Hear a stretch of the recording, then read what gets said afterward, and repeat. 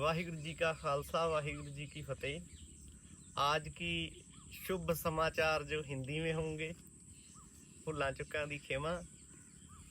ते अपने वीर आए ने हिमाचल तो, इन्हों ने एक वचन किया था हिंदी में, कॉन्स्टिट्यूशन कहते हैं कि जो पार ब्रह्म है उसकी मतलब पार ब्रह्म क्या है, पार ब्रह्म शब्द का मतलब क्या है। जैसे महाकाल, अकाल, काल क्या है। पार ब्रह्म जो है वो परम तत्व चेतना है जिसने ये पूरे संसार की संरचना की है, जिसने इस संसार को रचा है।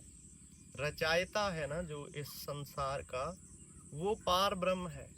जैसे महाकाल एक काल है जो माया के भीतर काम, माया के लिए काल की जो होंद है माया में काम करने के लिए। माया में जैसे माया का पसारा है, जन्म मरण दुख सुख कितने अनुभव होते हैं इस शरीर में।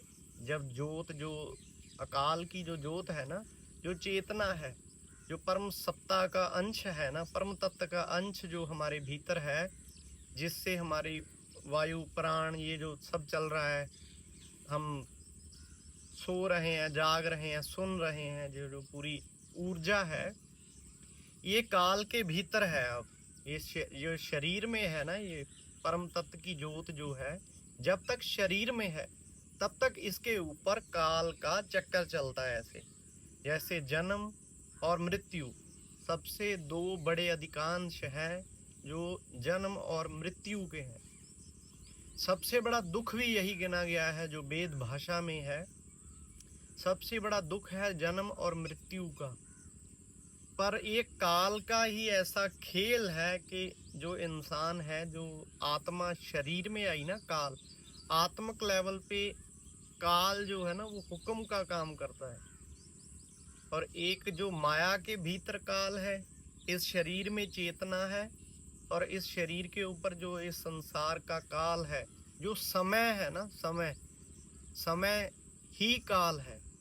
समय बीतता जा रहा है, हम अपने अंत को पहुंचते जा रहे हैं, अपने अंत तक पहुंच रहे हैं हम दिन ब दिन। जैसे जैसे सूरज आ रहा है, उग रहा है, ढल रहा है, ये हो गया काल का दायरा जिसमें जन्म है, मृत्यु है, इंसान को कितने और अनुभव होते हैं, वो सब काल के भीतर हैं। और इसके विपरीत अकाल की बात करें तो वो अकाल वह है जो इस शरीर को चला रहा है, जो चेतना है ना, जो तत्व है, वो अकाल है, वह है अकाल।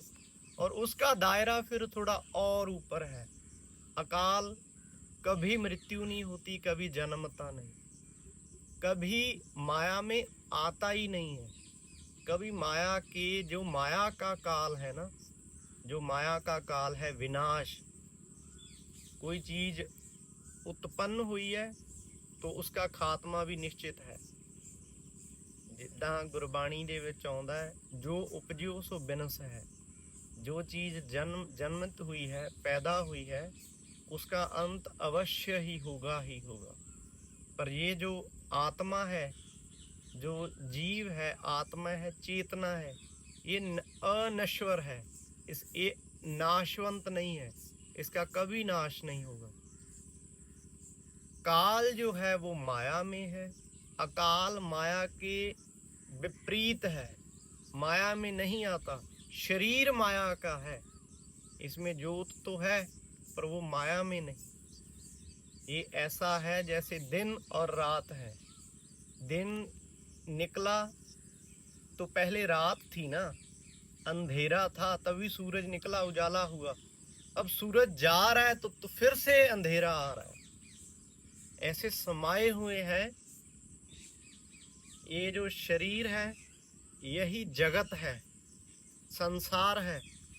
जो इस शरीर में ज्योत है, जो परम सत्ता चेतना है, जो ज्योत है, वो अकाल है। संसार के विपरीत निराकार है। जो पार ब्रह्म है, जो महाकाल है, वो निरंकार है। संसार निराकार और निरंकार, काल अकाल महाकाल,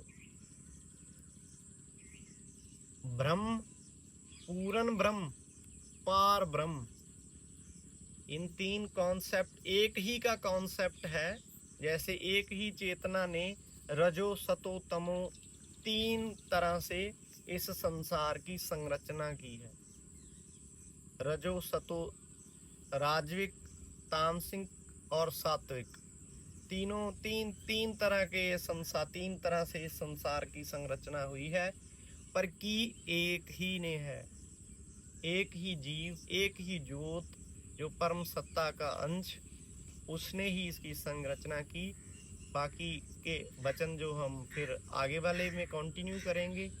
तो सभी से निवेदन है, बोलते व्याख्यान करते कुछ भी ऊंचा नीचा इधर उधर हो गया तो क्षमा के जाचक है। वाहिगुरु जी का खालसा, वाहिगुरु जी की फतेह।